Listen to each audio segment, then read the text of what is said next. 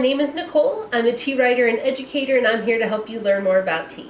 So today I wanted to talk about clay teapots, how to use them and how to take care of them. There are a few different kinds of clay that are typically used for tea. I would say for Chinese tea, Yixing would be your most commonly talked about. There's also Jianshui, as well as several others. I'm not a clay expert, but the pots that I have are Yixing. For Japanese teas, you do have kyusus are typically made out of clay in tokoname. So that is a different type of clay. But the rules are kind of similar, so I just kind of wanted to go over best practices to make sure that you keep your pot for a long time. So when you first get a pot,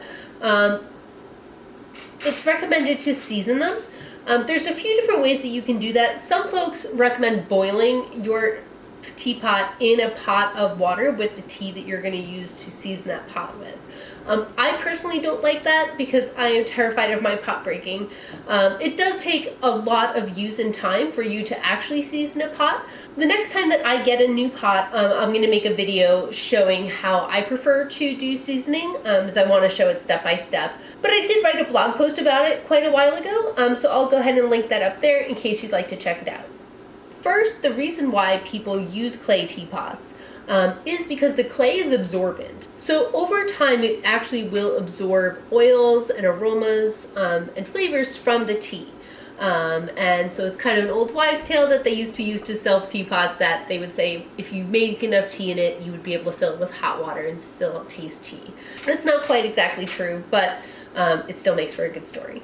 There are a few different schools of thought when it comes to how to dedicate your teapot because the clay is absorbent. Some people willy-nilly brew whatever tea they want, and for them that works fine.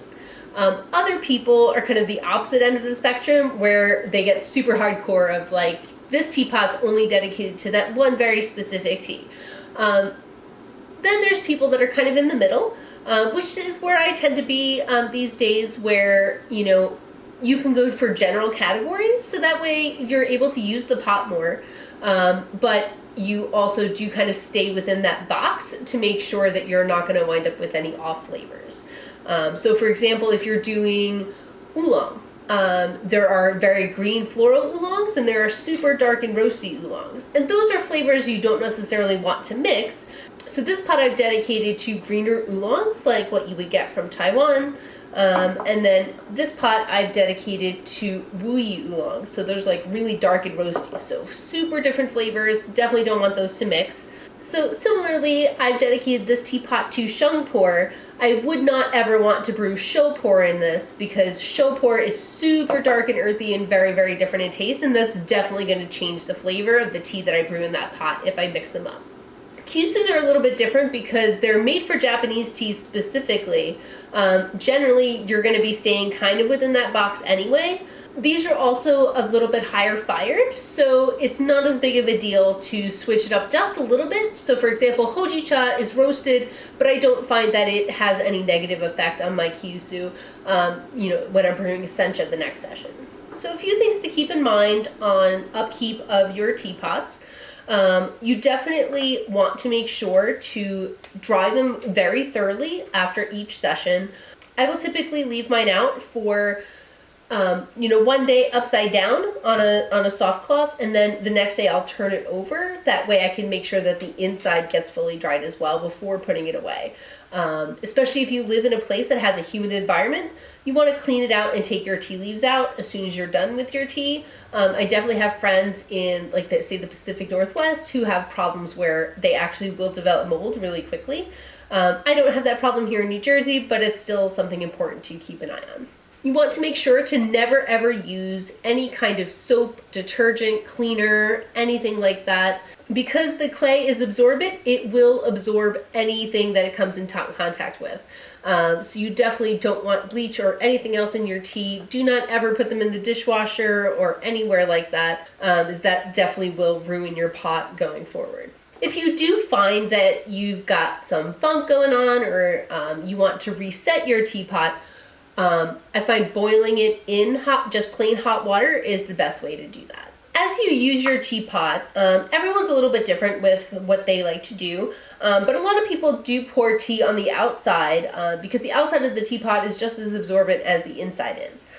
So some people make it a habit to kind of pour tea on the outside with the idea of building up a patina sooner.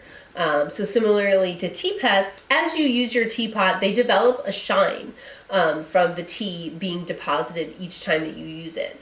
Sometimes that can go kind of the other way, where you get almost kind of like tea dirt, where your teapot might kind of start looking brown in parts, especially if it's a lighter colored clay like this one. And just rubbing it with a clean white cloth will certainly work wonders, and it will actually help to bring out the shine of your teapot. If you're currently shopping for a clay teapot, I did write a guide on what to look for, so I'll link that up there in case you'd like to give it a read. Let me know in the comments if you have any clay teapots and what tea you've dedicated them to. I'd also love to hear if you have any questions about tea or anything you'd like to see in a future video. Thank you for watching, and I'll see you next week.